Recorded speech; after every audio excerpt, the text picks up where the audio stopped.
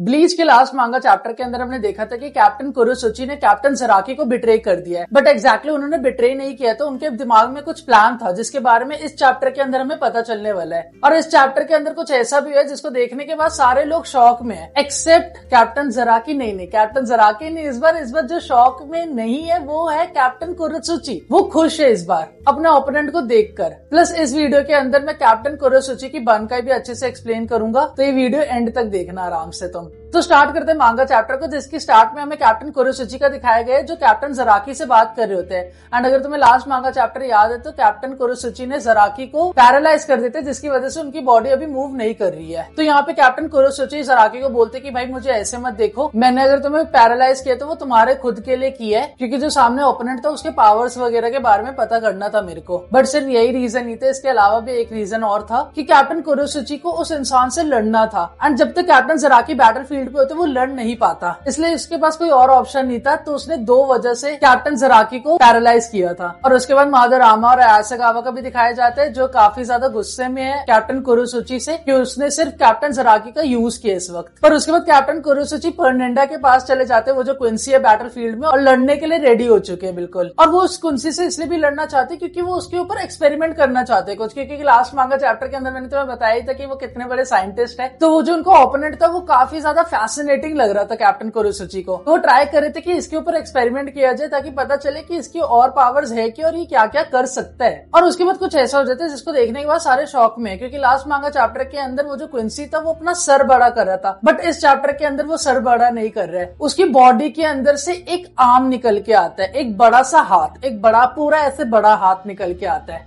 जिसको देखने के बाद कैप्टन कुरोसुची समझ जाते हैं कि ये क्या है। और वो एकदम से बोलते हैं कि ये रियो का लेफ्ट आर्म है, क्योंकि उनको एक प्रेजेंस फील हो रही होती है, जो सेम प्रेजेंस उनको कैप्टन उकीटाके से फील हुई थी जब वो रियो के राइट आर्म बने थे। तो वो ये चीज कंफर्म कर देते कि ये जो क्विंसी फर्नेंडा है ये रियो का लेफ्ट आर्म है। और वो जो आर्म है वो बस बड़ा होता जा रहा है, जिसकी वजह से सारे डर चुके हैं एक्सेप्ट 1 पर्सन कैप्टन कुरोसुची, क्योंकि वो इस मोमेंट पे एंजॉय कर रहे हैं कि उनका जो ओपोनेंट है वो काफी ज्यादा फैसिनेटिंग है, उसके साथ लड़ने में बहुत ज्यादा मजा आने वाला है। और वो जो रियो का राइट आर्म बड़ा हो चुका है, उन्हें हाथ से कुछ फेंकते हैं जो एग्जैक्टली नर्व्स होते हैं। तो इसके बारे में मैं आगे बताऊंगा कि नर्व्स का एग्जैक्टली यूज किया है। तो सारे लोग इधर उधर भाग रहे होते हैं और कैप्टन कुरोसुची अपने आप को प्रोटेक्ट करते हैं अम्ब्रेला निकाल के, और वो ये सोच रहे होते हैं कि रियो का लेफ्ट आर्म हुआबा को सर्व क्यों कर रहे हैं। बट वो दूसरी जगह ये भी सोच रहे हैं कि मेरा क्या लेना देना, मैं तो खुशी खुशी इसके साथ लड़ने वाला हूँ। अब मेरे ओपोनेंट के साथ लड़ने में बहुत मजा आएगा मुझे। और कैप्टन कुरोसुची उसको देख के काफी ज्यादा खुश होते हैं। तो मादरामा और आयासेगावा देख के यही बोलते कि भाई तुम खुश कैसे हो सकते हो। तो कैप्टन कुरोसुची बोलते कि भाई ऐसे इंसान जिसको दुनिया में किसी ने नहीं देखा उसको मैं देख रहा हूँ, उसको मैं डिस्कवर कर रहा हूँ अपनी आंखों से, तो मैं कैसे खुश ना हूँ। और उसके बाद वो जो रियो का राइट आर्म था वो कुछ बोल रहा होता है। तो कैप्टन कुरोसुची यहाँ पे और खुश हो जाते हैं कि तुम बोल भी सकते हो, तो मुझे ये पता करना है कि तुम कौन से ऑर्गन से कम्युनिकेट कर रहे हो एग्जैक्टली। और यहाँ पे वो लेफ्ट आर्म अपना नाम ले रहा होता है, फर्नेंडा। और यहाँ पे बहुत ज्यादा फनी सीन होता है क्योंकि कैप्टन कुरोसुची उसको लेफ्ट आर्म बुला रहे होते हैं और वो अपना नाम ले रहा होता है। तो कैप्टन कुरोसुची उसके ऊपर गुस्सा करते कि भाई मैंने तुम्हें डिस्कवर किया तो मेरा हक बनता है तुम्हें नाम देने का, तुम अपने आप से कोई भी नाम नहीं रख सकते, मैं तुम्हें नाम दूंगा। बट उसके बाद कैप्टन कुरोसुची बोलते कि चलो ठीक है, तुम काफी ज्यादा यूनिक कैरेक्टर हो तो इस चीज के लिए एक्सेप्शन है, तुम अपना नाम रख लो, बट आगे जो भी कुछ होने वाला है वो मैं डिसाइड करूंगा। और उसके बाद वो जो राइट आर्म है उसको लगता है कि ये सारे उसको इंसल्ट कर रहे हैं, क्विंसी को इंसल्ट कर रहे हैं, तो वो अपनी नर्व्स को स्प्रेड कर देता है हर जगह। और यहाँ पे कुछ इंटरेस्टिंग चीज पता चलती है कि वो जो लेफ्ट आर्म की पावर है वो अपनी बॉडी से नर्व निकाल सकता है, बट वो नर्व सिर्फ लिविंग थिंग पे ही नहीं बल्कि नॉन लिविंग थिंग्स पे भी वर्क करते हैं, क्योंकि वो अपने नर्व्स को हर एरिया में स्प्रेड कर रहा है और वो नर्व फिर अपने आप मूव कर रहे हैं वो जैसे चाहता है वैसे। और वो कैप्टन कुरोसुची के ऊपर अटैक करता है। और मैं तुम्हें बता देता कि उस नर्व को अगर किसी ने भी टच कर ले तो उसकी बॉडी ट्विस्ट करने लगेगी, जैसा कि हमने लास्ट मांगा चैप्टर के अंदर देखा था, जैसा कैप्टन जराकी के साथ हुआ था। तो कैप्टन कुरोसुची और बाकी सारे लोग काफी ज्यादा ध्यान रखते कि वो नर्व को बिल्कुल भी टच ना करे, जो जमीन पे जो वॉल पे है किसी के साथ भी कॉन्टैक्ट में बिल्कुल भी ना आए। और उसके बाद कैप्टन कुरोसुची उस लेफ्ट आर्म को ध्यान से देख रहे होते हैं। उसके बाद एक ऑब्जेक्ट निकालते हैं और उसके पीकी फिंगर, ये पीकी फिंगर ही होती है ना, इसके अराउंड एक रोप जैसा कुछ डालते हैं और उसको बर्स्ट कर देते हैं, जिसकी वजह से कैप्टन कुरोसुची देख के काफी ज्यादा खुश होते हैं कि फाइनली एक पीस मिला मेरे को, अब मैं इसको अपनी लैब में ले जाऊंगा और अच्छा खासा एक्सपेरिमेंट करूंगा इसके ऊपर और देखूंगा कि तुम्हारी पावर है क्या। बट उस फिंगर के अंदर से कुछ ऐसा आने लगता है जिसको देख के कैप्टन कुरोसुची पीछे हो जाते हैं और कैप्टन कुरोसुची के अराउंड थोड़ा सा एक्सप्लोजन होता है, जिसकी वजह से वो जो फिंगर टूट के नीचे गिरी थी वो कैप्टन कुरोसुची का आर्म लेने का ट्राई करती है। बट कैप्टन कुरोसुची भाई साइंटिस्ट है, वो डॉक्टर भी है, वो अपना आर्म जल्दी जल्दी स्टिच कर लेते हैं और पीछे हो जाते हैं। और वो यहाँ पे एक चीज नोटिस करते हैं जिसको देख के कैप्टन कुरोसुची शॉक हो जाते हैं कि भाई तुम ये भी कर सकते हो, अगर तुम ये कर सकते हो तो शायद मेरा कोई भी फायदा नहीं है, अगर मैं तुम्हारी उंगलियां काट के भी रख दूं तो शायद अपने लैब में तुम्हारा कोई भी बॉडी पार्ट नहीं ले जा पाऊंगा। क्योंकि वो देखते कि वो जो लेफ्ट आर्म की पीकी फिंगर टूट के नीचे गिरी थी वो भी एक लेफ्ट आर्म बन जाता है। मतलब दो लेफ्ट आर्म, ठीक है, दो लेफ्ट आर्म है अभी फील्ड के ऊपर, ऐसा कुछ हो गया है। और कैप्टन कुरोसुची भी अपने आप को फ्लॉन्ट कर ही रहे होते कि ये मत सोचो कि तुम मेरी बॉडी का पार्ट ले जाओगे अपने साथ, क्योंकि मैं कोई आसान सा टारगेट नहीं हूँ तुम्हारे लिए। और इधर लेफ्ट आर्म तो अटैक कर ही रहा है कुरोसुची के ऊपर, और वो इस बार ऐसा अटैक करते जिसकी वजह से बैटलफील्ड के ऊपर 3 लेफ्ट आर्म आ चुके हैं। क्योंकि वो जो लेफ्ट आर्म की पावर थी, वो जो मेन वाला लेफ्ट आर्म था, वो अपना ये वाला फिंगर तोड़ता है,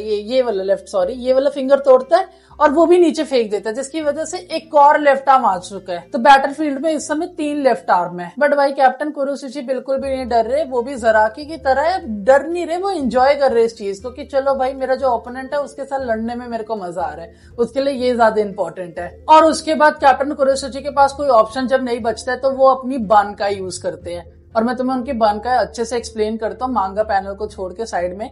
अब मैं तुम्हें उनकी बनकाई बताता हूँ। और यहाँ पे वो अपनी बनकाई ओरिजिनल वाली यूज नहीं करते, क्योंकि जब वो बनकाई बोलते तो मादारामा रयासेगावा बोलते कि यहाँ से भागो, क्योंकि उनको पता ही था कि बनकाई का ऐसा यूज है उनकी कि अगर 200 मीटर के अराउंड कोई भी हुआ तो वो सब मर जाएंगे, तो वो सारे भागने लगते। बट कैप्टन कुरोसुची बोलते कि एक सेकंड, ये मेरी एडवांस बनकाई है, ये मेरी नॉर्मल बनकाई नहीं है, ये कोई और बनकाई, ये थोड़ा और प्रोग्रेस किया मैंने आशिशिकी जिसो के अंदर। तो चलो अब बारी है कैप्टन कुरोसुची के बनकाई के बारे में बात करने की। तो उनकी जो बनकाई थी, जो ओरिजिनल बनकाई जो हमने ऑलरेडी एनिमे के अंदर देखी थी, वो ऐसे वर्क करती थी कि जब वो अपनी बनकाई को एक्टिवेट करते थे तो आशिशिकी जिसो एक बड़ा सा बैलून जैसा या बच्चा थोड़ा बड़ा ओबेसिटी जैसा निकल के आता था, जो अपनी ब्रीथ से अब जो वो ब्रीथ करता था, जब वो एक्सेल करता था तो वो पॉइजन फेंकता था, और वो पॉइजन 200 मीटर एरिया तक जाता था। तो 200 मीटर के रेडियस में अगर कोई भी होगा तो वो उस पॉइजन से अफेक्ट हो जाएगा, एंड इस पॉइजन से कोई भी नहीं बच सकता। सिर्फ 2 लोग इम्यून थे इस पॉइजन से, और वो थे कैप्टन कुरोसुची और लेफ्टिनेंट नेमो। और इसका जो एंटीडोट था वो सिर्फ कैप्टन कुरोसुची और नेमो के पास ही था। और अगर ओपोनेंट ये सोचते कि वो एयर को ब्रीथ नहीं करेंगे और 200 मीटर से आगे चले जाएंगे तो ये भी कोई वर्क नहीं करने वाला था उनके ऊपर, क्योंकि तुम अगर उस एरिया के अराउंड भी आ गए जहां पे उसने अपना पॉइजन रिलीज किया है तो तुम्हारी स्किन को इफेक्ट होगा, वो तुम्हारी बॉडी के अंदर चले ही जाएगा। ये था उनका बनका एग्जैक्टली आशिशिकी जिसो की पावर। पर यहाँ पे वो अपनी एडवांस बनका यूज करते हैं, मॉडिफाइड बनका यूज करते हैं, जिसका नाम मैं देख के बताऊंगा क्योंकि मेरे को बोलना नहीं चाह रहा एग्जैक्टली। उनकी एडवांस बनका का नाम है कोंजिकी आशिशिकी जिसो मताई फुकेन शोटाई डोमेनिक रिकम्बेंट वूम्ब। और इसका फिगर देखो भाई, ये पहले वाले से डबल ट्रिपल 100 साइज का है। ये ओबेसिटी के नाम पे क्या ही बोलूं मैं ज्यादा बॉडी शेम नहीं करूंगा, ये बहुत बड़ा है, ये बच्चा बहुत ज्यादा ही बड़ा है।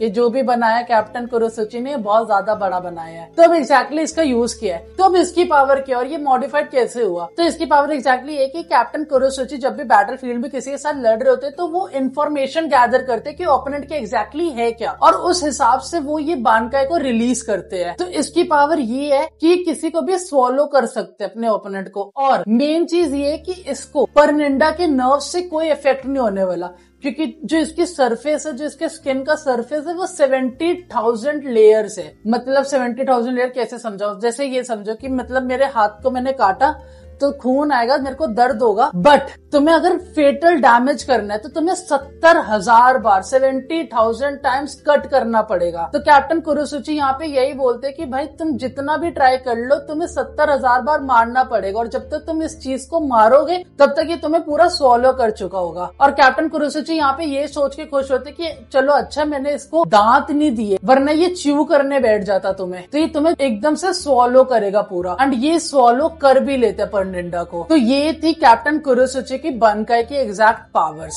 बट यहाँ पे आशिशिकी जिसो ने जो स्वॉलो किया था परनिंडा को, उसका कोई फायदा नहीं हुआ, क्योंकि ऑल ऑफ अ सडन आशिशिकी जिसो की बॉडी चेंज होने लगती है, एंड ये पता चलता है कि जो उसके अंदर परनिंडा है वो आशिशिकी जिसो की बॉडी को बर्स्ट कर देता है, और मुश्किल से सेकेंड्स के अंदर बाहर आ जाता है। और जिस तरीके से बाहर आता है वो काफी ज्यादा शॉकिंग था, क्योंकि उस लेफ्ट आर्म के हाथ में एक बो एंड एरो होता है जो क्विंसीज यूज करते हैं। और उसके बाद जैसे ही वो लेफ्ट आर्म बाहर आता है वो कैप्टन कुरोसुची की तरफ देख के यही बोलते हैं कि क्या तुम भूल गए थे कि हम बो एंड एरो से किसी भी एनिमी को आराम से मार सकते हैं। तो कैप्टन कुरोसुची बोलते हैं कि मैं भूला नहीं था, बस मेरे को लगा था ये तुम नहीं करने वाले क्योंकि तुम तो सिर्फ एक आर्म हो, तो मुझे नहीं पता था तुम ये यूज कर सकते हो। और उसके बाद कैप्टन कुरोसुची एक और चीज नोटिस करते हैं कि वो जो रियो का लेफ्ट आर्म है वो काफी तेजी से इवॉल्व कर रहा है, क्योंकि जब स्टार्टिंग में वो बोल भी नहीं पा रहा था सही से, अपना नाम भी सही से नहीं ले पा रहा था, पर अब वो कम्युनिकेट कर पा रहा है अच्छे से, एक एक चीज को सही से बोल पा रहा है, धीरे धीरे उसकी पावर्स भी इंक्रीज होती जा रही है।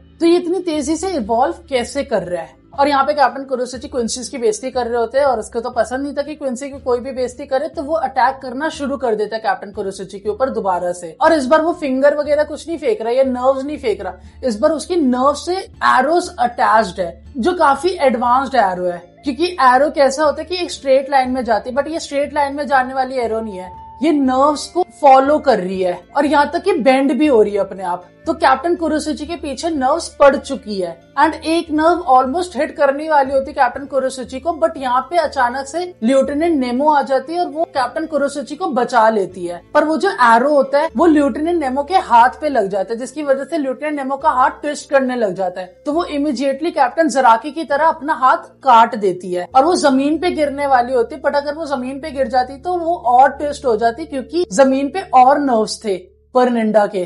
तो कैप्टन कुरोसुची उसको बाल से पकड़ते और उड़ते हुए साइड में ले जाते जहाँ पे कोई भी नर्व नहीं है। और उसके बाद उसके ऊपर चिल्लाने लगते कि मेरे को याद नहीं कि मैंने तुम्हें कभी सिखाया हो कि बैटल फील्ड के अंदर मेरी हेल्प करो। तो वो कहते कि हाँ आपने नहीं सिखाया। तो कैप्टन कुरोसुची यही बोल रहे होते कि तुम मैंने जो नहीं सिखाया तुम वो भी चीजें सीख रही हो, ये चीजें तुम्हें कौन सिखा रहे।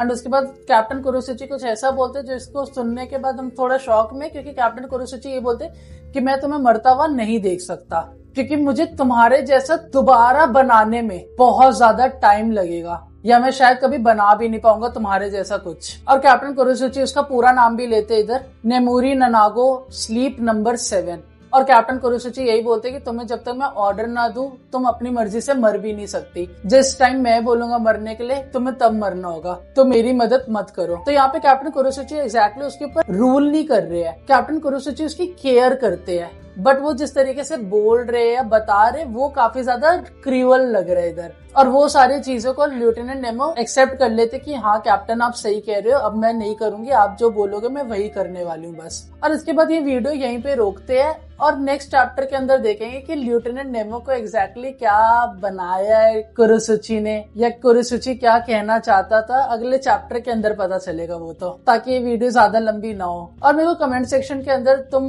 थोड़ा बता सकते हो कि अगर तुम्हें सोल किंग के ऊपर वीडियो चाहिए कि एग्जैक्टली सोल किंग ने अपने बॉडी पार्ट्स कहाँ डिवाइड किए थे, क्या सीन है उसका, तो do let me know in the comment section. और अगर किसी और पर्सन के बारे में तुम्हें पावर्स जाननी है या क्या यूज था उसके बनकाई का या कुछ भी, तो do let me know in the comment section. और अगर तुम्हें वीडियो पसंद आई तो make sure you hit the like button और चैनल को भी सब्सक्राइब कर देना।